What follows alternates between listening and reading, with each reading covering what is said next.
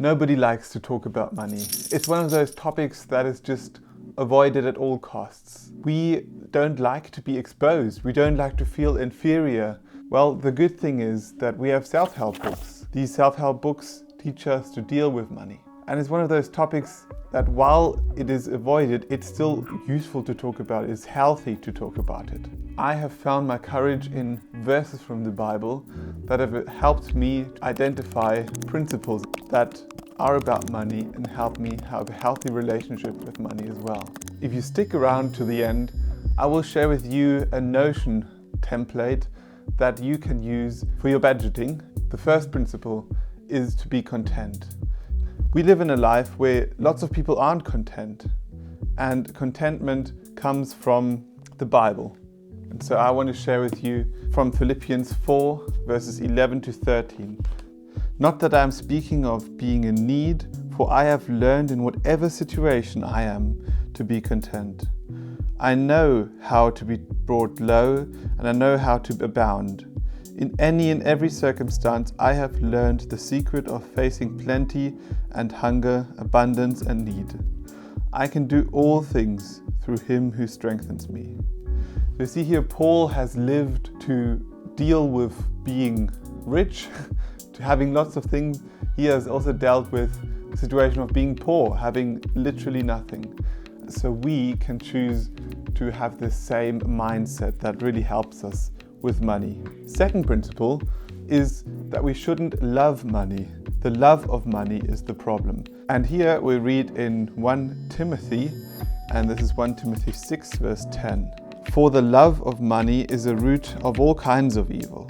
It is through the craving that some have wandered away from the faith and pierced themselves with many pangs. And so we see that the love of money is the problem. Not money itself. Money is just the means to get something. But the love of money is the problem. And so we're not supposed to love money, but rather use it wisely. The third principle is to avoid debt. Now, you might be wondering, why debt? Why is that in the Bible? But surprisingly, it is in the Bible. Proverbs 22 verse 7 says, "The rich rules over the poor, and the borrower is the slave of the lender." You see this dominion of the rich man over the poor. And if you borrow, then you're the slave to the one who has lent you money. In reality, this is not always easy, right? We have university debt, we have maybe taken out a loan for a house. But there is good and bad debt, and the bad debt is that what we can avoid. Good debt is taking out a loan for a house. Bad debt might be debt that you use to buy a new phone or a laptop. And so we learn here that Solomon advises us not to deal badly with money, but actually to save up for an investment and then buy it with cash and not go into debt. Well, the fourth principle is diversifying.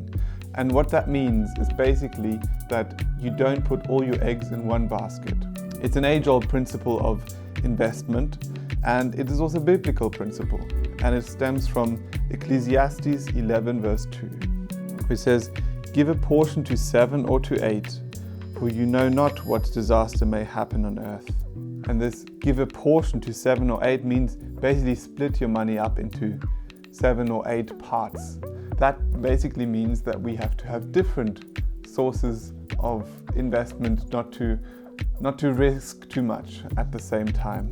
We do not know what the future brings, and that's why we can have this security through diversification.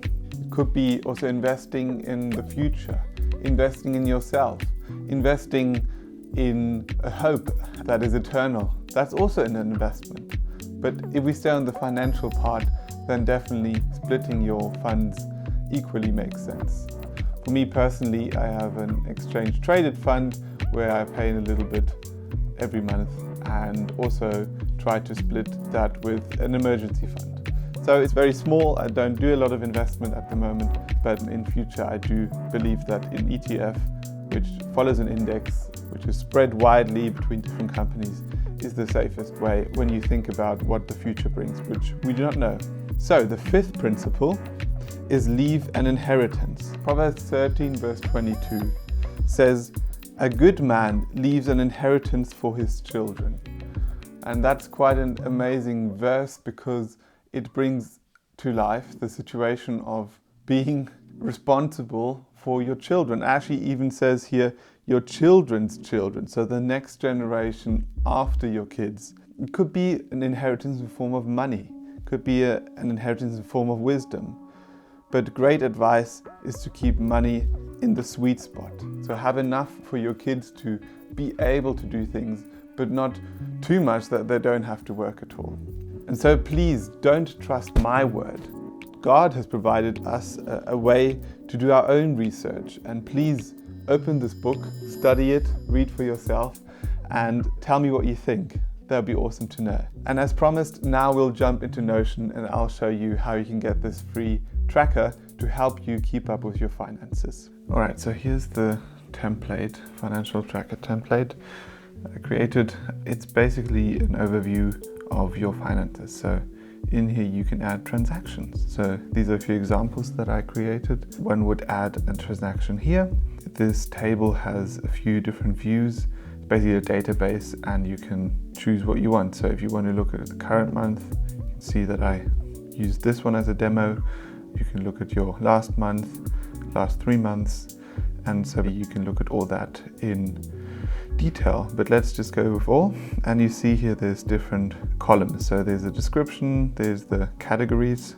This is basically to group your spendings or your income. And then you have a from and to. Look into that later. You have how much you spent or how much you came into your account. And then you have the date and the monthly summary to see everything in one place. And you also have a neat little summary down here. So let's look into this one. We have a German shop called Rewe. And so what I did is I put in all this data. It's pretty simple. One can either go into this split screen, or what you can do is create a new one down here, and it would basically fill out each column by itself. Basically, I spent money on ice cream.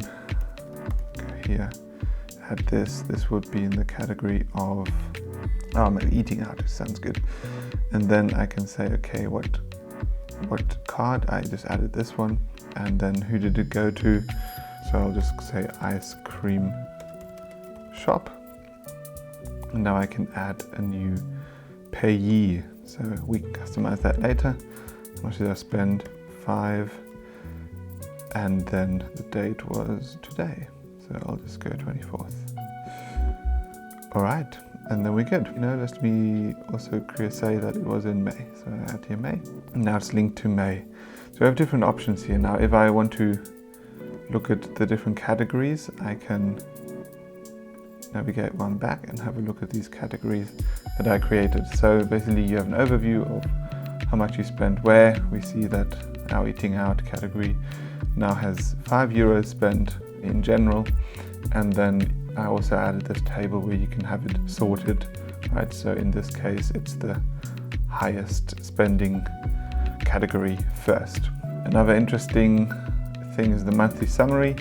So we see that we have April and May. We see how much inflow and total outflow we have, 25 years that we spent on cinema and ice cream. So you can customize this the way you want it, and then you can also create different tables. I create one for 2023, just to filter out the months that you want to see as well. And then I have this payee template. What this is basically listing all the different accounts that are involved, where money leaves your account or where money comes into your account. I had one for my American Express card, which is often where I pay. So this is where money leaves the account. And then obviously it arrives at people or companies. And in this case, for example, one of the shops called Penny, or Cinemax is a movie thing, Barrel is a petrol station. And the cool thing is you can actually customize this. So if I go here to ice cream shop, I can add an icon and I can look for ice cream. And it actually exists. Yay. So you can customize this, and then you'll also see this in the wonderful overview that is here. In transactions, we'll see that the ice cream shop has a nice little icon here. Yeah, and that's how I managed my last 2 to 3 months. And it's quite a good overview to see how much you then spend. cut down on those costs and also improve paying back your debt and just have a financial overview, which is a very healthy thing. And this is all for free. You'll be able to get it if you click the link in the description.